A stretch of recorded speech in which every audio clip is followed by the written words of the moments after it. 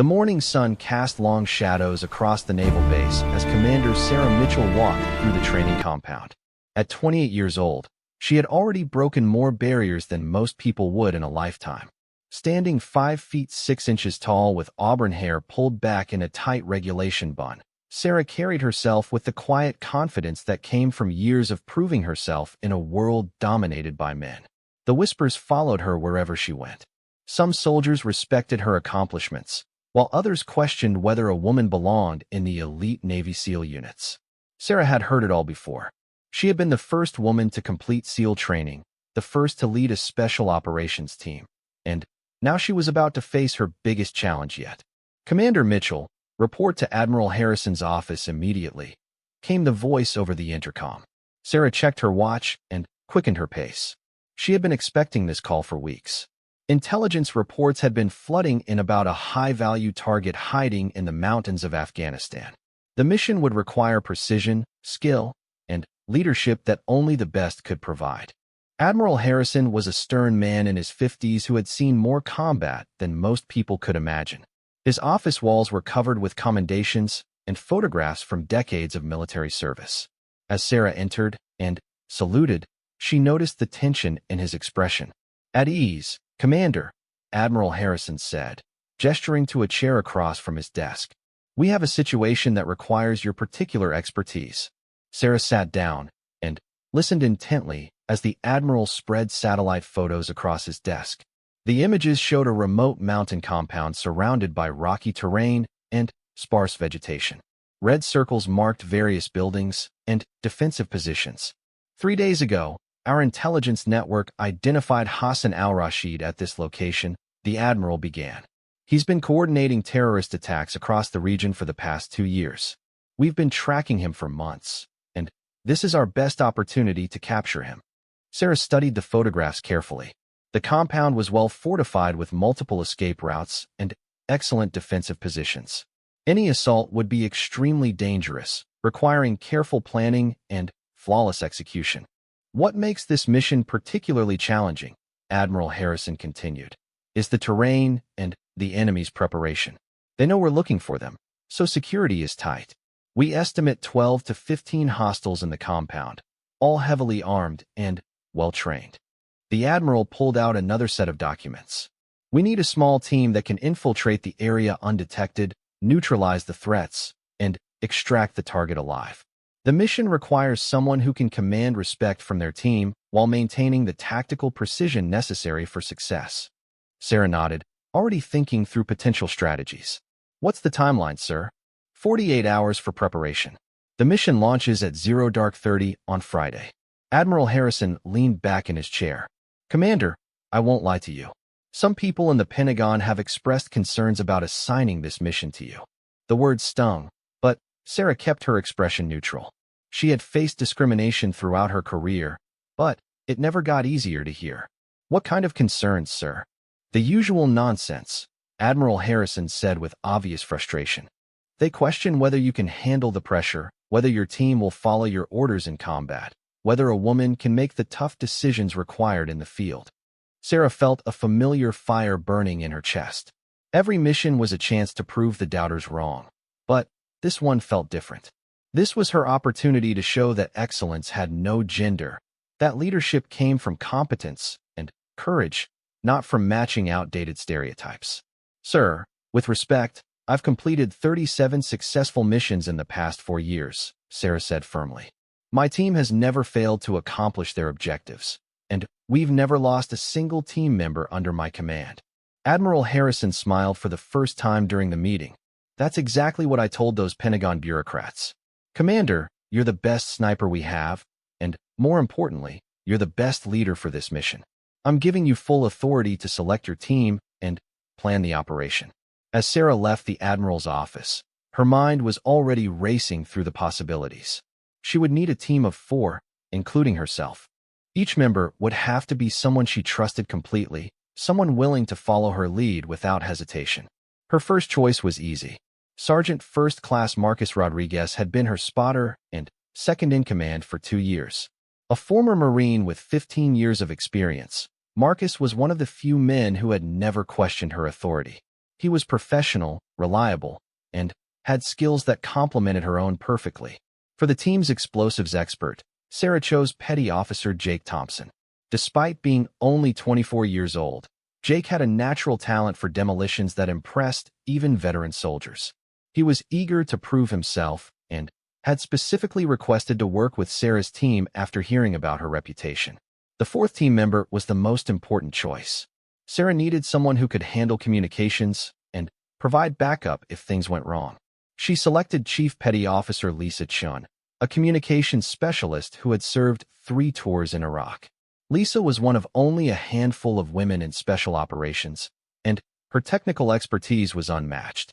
Over the next 2 days, Sarah and her team studied every detail of the mission.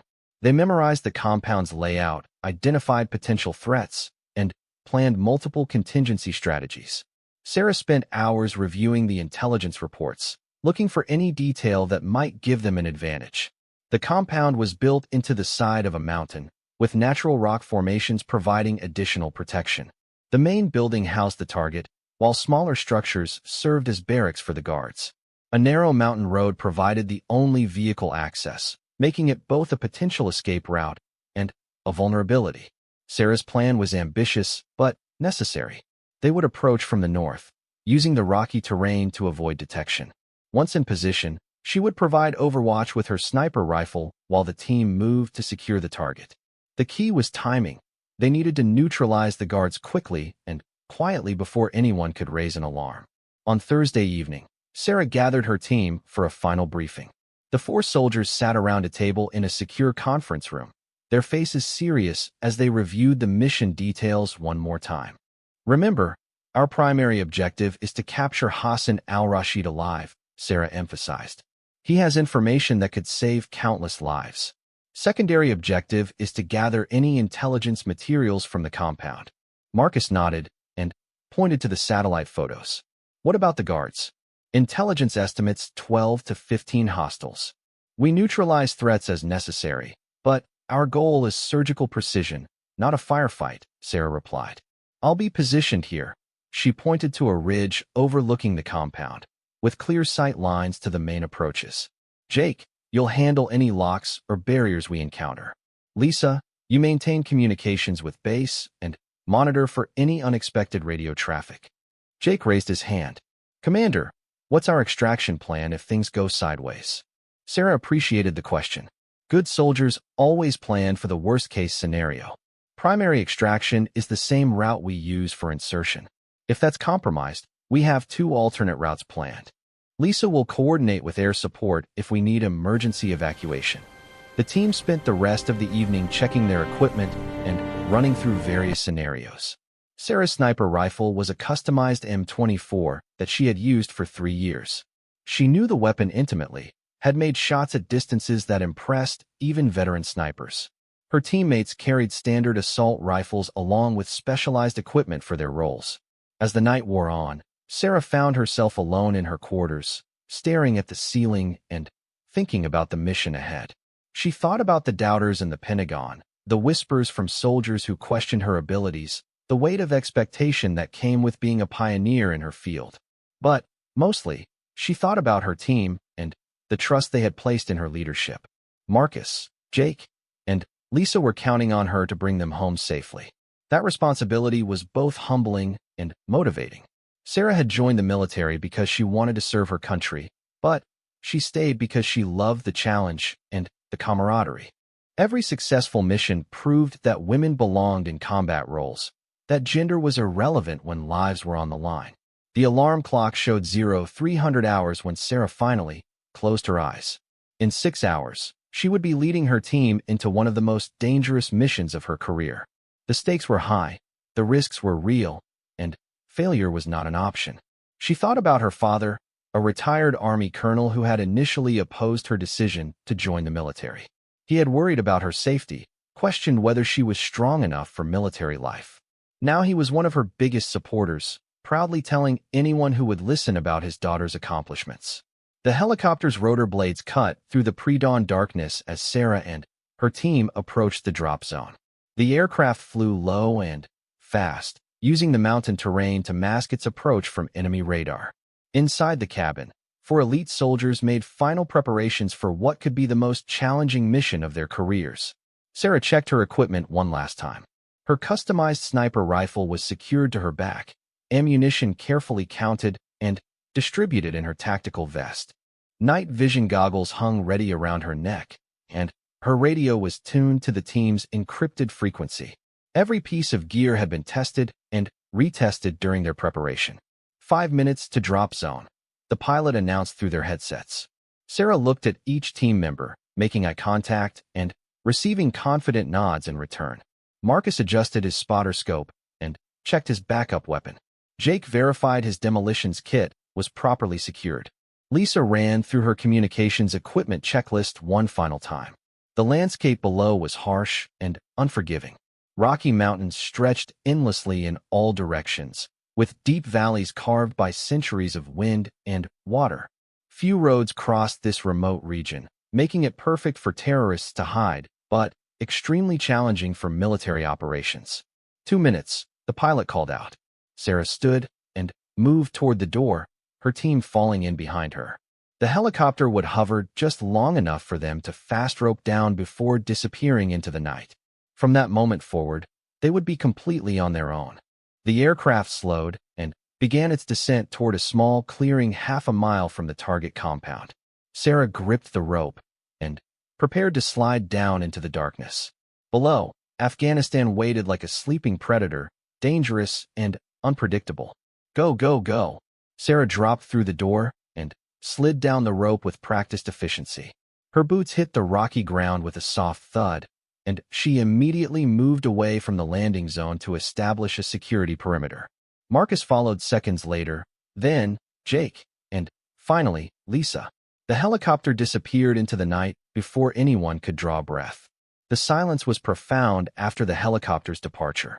Sarah's team crouched in a defensive circle, allowing their eyes to adjust to the darkness while listening for any signs that their arrival had been detected.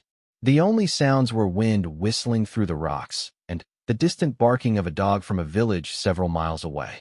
Sarah activated her night vision goggles and studied the terrain ahead. The compound was invisible from their current position, hidden behind a ridge that they would need to cross carefully. The route she had planned would take them through a series of rocky channels that provided cover from observation. "Com check," Sarah whispered into her radio. Each team member responded with a brief acknowledgement. Their encrypted radios would allow communication with each other and with headquarters, but radio silence would be essential to avoid detection. The team moved out in tactical formation, with Sarah leading and Marcus covering their rear. Jake and Lisa stayed in the middle, ready to respond to threats from either direction. They moved slowly and deliberately, testing each step before committing their full weight to avoid dislodging loose rocks that might create noise. The terrain was even more challenging than the satellite photos had indicated. Loose shale covered much of the ground, requiring careful foot placement to avoid creating avalanches of sliding rock. Deep crevices appeared without warning, forcing the team to find alternate routes or risk dangerous climbs in complete darkness. After 2 hours of careful movement, Sarah reached the observation point she had selected during mission planning. The ridge provided excellent cover while offering clear sight lines to the target compound. She signaled for her team to take positions while she studied their objective through her rifle scope. The compound looked exactly as it had in the intelligence photos. A main building constructed of local stone dominated the center of the complex, with 2 smaller structures serving as guard posts and storage areas. A narrow road wound down the mountain toward the main gate, where 2 guards stood watch with automatic weapons. Sarah counted the visible threats methodically. 2 guards at the main gate, one patrolling the perimeter, another positioned on the roof of the main building. For hostiles confirmed, but intelligence suggested there could be 8 to 11 more inside the buildings. The target, Hassan al-Rashid, was believed to be sleeping in the main structure. Marcus crawled up beside Sarah and set up his spotter scope. As her designated spotter, his job was to help identify targets, calculate range and wind conditions, and provide backup observations. Their partnership had been tested in dozens of missions, creating an almost telepathic communication between them. "Range to main gate," Sarah whispered. 340 meters, Marcus replied after checking his scope. Wind is negligible, maybe 2 miles per hour from the west. Sarah made mental calculations. At that range, with those conditions, she could place shots with surgical precision. But the mission required more than just good mark shooting. They needed to coordinate a complex assault that would neutralize all threats while keeping the target alive. Jake and Lisa had positioned themselves 30 meters behind Sarah and Marcus, ready to move on command. Jake carried specialized breaching charges that could open locked doors without creating large explosions that might harm the target. Lisa monitored radio frequencies for any signs that their presence had been detected. "Control, this is Alpha Team," Lisa whispered into her radio. "We are in position and beginning surveillance phase." "Copy, Alpha Team," came the response from headquarters. "You are cleared for mission execution at your discretion." Sarah continued studying the compound through her scope, looking for patterns in the guards' movements and identifying potential complications. The rooftop guard seemed alert and professional, scanning different sectors methodically. The gate guards appeared more relaxed, occasionally talking to each other instead of maintaining constant vigilance. Movement near the main building caught Sarah's attention. A door opened, and a man emerged carrying what appeared to be a radio. He spoke briefly with someone inside before walking toward the guard posts. Sarah adjusted her scope's focus and watched carefully as the man made rounds to each position. "Shift change," Marcus observed quietly. "Looks like they rotate guards every 2 hours." Sarah nodded. This intelligence could be crucial for timing their assault. If they struck during a guard rotation, they might catch the enemy off balance and confused about their positions. 20 minutes later, 2 new guards emerged from the main building and walked toward the gate. The original guards headed inside, presumably to rest or eat. During the transition, security coverage was momentarily reduced as personnel moved between positions. "There's our window," Sarah told her team. "Next shift change gives us the opportunity we need." She spent the remaining time before the next rotation studying the compound's layout in detail. Every door, window, and potential hiding spot was memorized and categorized. Sarah identified the most likely room where Hassan al-Rashid would be sleeping, based on intelligence reports about his preferences and security protocols. The terrorist leader was known for his paranoia and attention to security details. He typically slept in rooms with multiple escape routes and kept armed guards nearby. The main building's second floor had 2 rooms that met these criteria, forcing Sarah to plan for both possibilities. As the next guard rotation approached, Sarah gathered her team for final instructions. "Marcus, you stay here and provide overwatch. Jake and Lisa, you're with me. We go in fast and quiet during the guard change." Jake checked his breaching equipment one more time. "What about locks on the main building?" "Intelligence says they use standard padlocks on most doors," Sarah replied. "If we encounter something more sophisticated, we adapt. Priority is maintaining stealth until we locate the target." Lisa verified her communication equipment was ready. "How long before we aboard if we don't find him?" 30 minutes maximum inside the compound," Sarah answered. "If we can't locate Hassan al-Rashid by then, we extract and reassess." The teams synchronized their watches and reviewed hand signals for silent communication. In a few minutes, they would be moving through hostile territory where a single mistake could mean death or capture. Each soldier understood the risks and accepted them as part of their duty. Sarah felt the familiar pre-combat calm settling over her mind. All the training, planning, and preparation had led to this moment. Soon, she would discover whether the doubters and critics were right to question her abilities or whether excellence truly had no gender boundaries. The guards began their rotation exactly on schedule. Sarah watched through her scope as personnel moved between positions, creating brief gaps in their security coverage.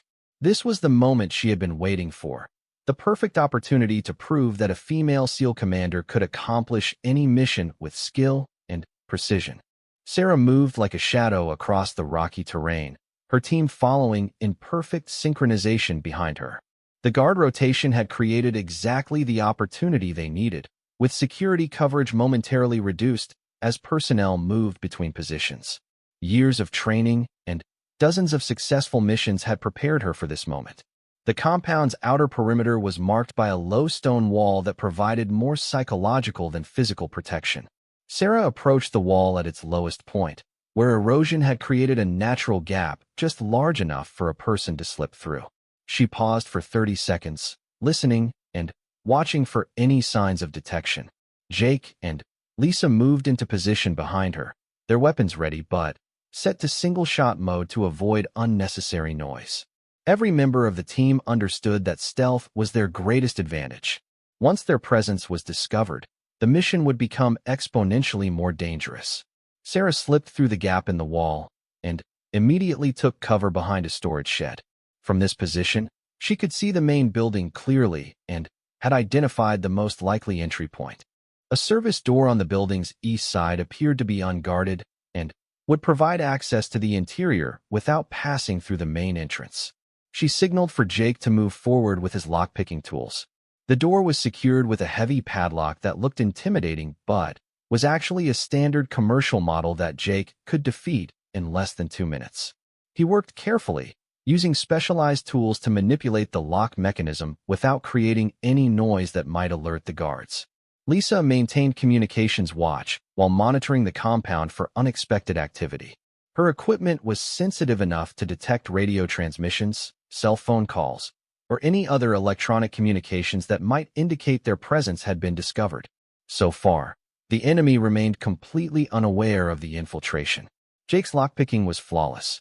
The padlock opened with a barely audible click, and he carefully removed it from the door hasp. Sarah tested the door slowly, checking for squeaks or resistance that might create noise. The hinges were well maintained and moved silently as she opened it just enough to peer inside. The interior of the building was dark except for faint light coming from a room at the far end of the hallway. Sarah could hear voices speaking in Arabic, confirming that the building was occupied. She activated her night vision goggles and studied the layout, comparing it to the floor plans they had memorized during mission preparation. 2 staircases led to the second floor where intelligence suggested Hassan al-Rashid would be sleeping. The main staircase was located near the lighted room where the voices were coming from, making it too risky for a stealth approach. A service staircase at the rear of the building offered a safer route to their objective. Sarah entered the building first, moving with the fluid grace that came from years of combat experience. Every step was calculated to avoid creaking floorboards or loose debris that might create noise. Jake and Lisa followed at 5-meter intervals, ready to provide backup if the situation deteriorated. The hallway stretched for 20 meters before reaching the service staircase. Sarah moved along the wall, using the shadows to mask her approach.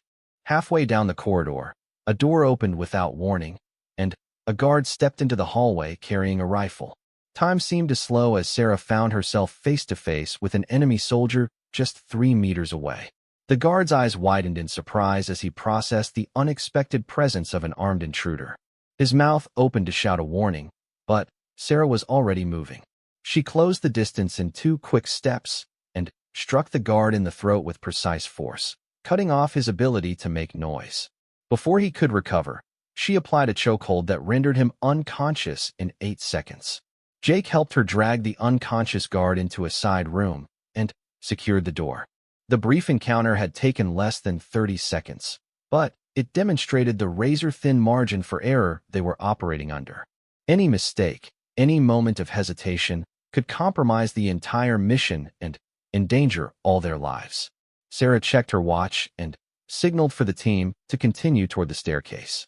They had been inside the building for 6 minutes, leaving 24 minutes before they needed to extract regardless of mission status. Finding Hassan al-Rashid quickly was now more critical than ever. The service staircase was narrow and steep, with wooden steps that required careful foot placement to avoid creaking. Sarah tested each step before putting her full weight on it, a tedious process that was necessary to maintain their stealth advantage. The voices from the first floor were now barely audible, but they provided useful audio masking for any small sounds the team might make. The second floor hallway contained 4 doors, 2 on each side. Intelligence reports suggested Hassan al-Rashid would be in either the room at the front of the building, which offered the best escape routes, or the room at the back, which was the most defensible position. Sarah would need to check both possibilities. She approached the first door and listened carefully. No sounds came from inside, but that didn't necessarily mean the room was empty. Sarah tried the door handle and found it locked. Jake moved forward with his picks, but Sarah stopped him with a hand signal. Something felt wrong about this room. The second door was also silent, but when Sarah tested the handle, it turned freely. She opened it slowly and peered inside using her night vision equipment. The room was empty except for basic furniture and storage boxes. This was clearly not where their target was sleeping. The third door presented a different challenge. Light was visible under the door, and Sarah could hear the faint sound of someone breathing. This room was definitely occupied, but was it Hassan al-Rashid or just another guard? The mission required them to identify the target positively before taking action. Sarah positioned herself beside the door and signaled for Jake to prepare his breaching charges. If this room contained their target, they would need to enter quickly and decisively to prevent him from escaping or calling for help. Lisa took position to cover the hallway in case other guards responded to any commotion. The breathing sounds continued at regular intervals, suggesting the occupant was asleep. Sarah made the decision to attempt a silent entry first, saving the explosive breach as a backup option.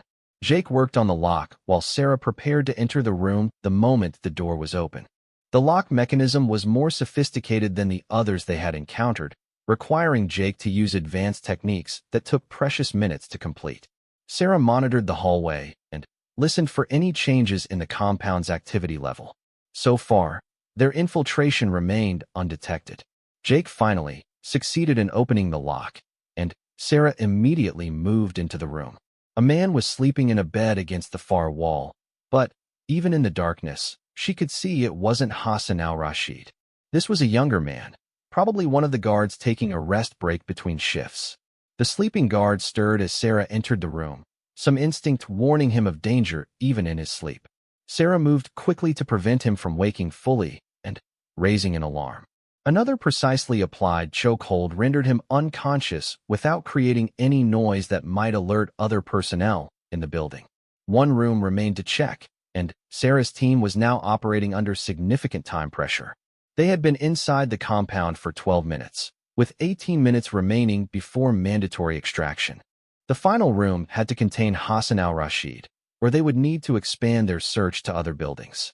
The fourth door showed light underneath, similar to the previous room. Sarah could hear movement inside. Someone was awake and active. This could be their target, or it could be another guard performing routine duties. The only way to find out was to enter the room and make visual confirmation. Sarah positioned her team for immediate action. If Hassan al-Rashid was inside, they needed to capture him quickly before he could escape or destroy sensitive intelligence materials. If the room contained hostile guards, they would need to neutralize the threats while maintaining enough stealth to continue the mission. Jake had the lock open in 90 seconds, his skills having improved with practice during the mission. Sarah prepared to enter the room, knowing that the next few moments would determine whether their mission succeeded or failed. Years of training and career-defining pressure focused into a single moment of decision. The door opened silently, and Sarah stepped into the room with her weapon ready. A bearded man in traditional Afghan clothing sat at a desk with papers spread before him. Even in the dim light, Sarah immediately recognized the face from dozens of intelligence photographs. Hassan al-Rashid had finally been found. The terrorist leader looked up from his paperwork and froze as he realized armed soldiers had entered his room. His hand moved toward a pistol on the desk, but Sarah's weapon was already trained on his chest. Any sudden movement would result in immediate and overwhelming response from her team. "Don't move," Sarah commanded in Arabic, a language she had studied specifically for missions in this region. "Keep your hands where I can see them." Hassan al-Rashid's eyes showed surprise and calculation as he processed the situation. He was clearly assessing his options for escape or resistance while trying to understand how armed enemies had penetrated his supposedly secure compound. Sarah keyed her radio with one hand while maintaining her weapon's aim with the other. "Control, this is Alpha Team. Target acquired and secured. Preparing for extraction." "Copy, Alpha Team," came the response from headquarters. "Extraction Team is standing by for your signal." The primary mission objective had been accomplished, but Sarah knew the most dangerous part was yet to come. Getting Hassan al-Rashid out of the compound and to the extraction point would require moving through hostile territory while maintaining control of a high-value prisoner. The terrorists' capture was just the beginning of their challenges. Outside the building, 11 guards continued their duties unaware that their leader had been captured by a female SEAL commander who had spent her entire career proving that excellence knew no boundaries. The next phase of the mission would test every aspect of Sarah's leadership and tactical skills as she led her team through the most crucial extraction of their careers. Alpha Team, prepare to move, Sarah whispered into her radio. The mission that would define her career was about to begin, and 12 enemies waited unknowingly for an encounter that would demonstrate the true meaning of elite military leadership. The mountains of Afghanistan had seen many battles, but none quite like what was about to unfold under the command of a woman who had spent her entire career proving that courage and competence knew no gender boundaries. Sarah's phone buzzed with a text message from her sister back home. Saw the news about your promotion. Mom and Dad are so proud. Stay safe, and remember that you're already a hero to us. The message brought tears to Sarah's eyes. Her family's support meant everything to her, especially during the difficult times when it felt like the whole world was watching and waiting for her to fail. As dawn approached, Sarah reviewed her mental checklist one final time. Equipment secured, team briefed, contingency plans in place. She had done everything possible to prepare for success. Now it was time to execute the mission and prove once again that excellence knew no gender boundaries. The compound in Afghanistan waited in the distance, unaware that a female SEAL commander and her elite team were about to change everything. Sarah Mitchell was ready to show the world what real leadership looked like, regardless of what the doubters might think. Her reputation had been built on successful missions and saved lives. Tomorrow, that reputation would face its ultimate test in the unforgiving mountains of Afghanistan, where 12 enemies waited unknowingly for an encounter they would never forget.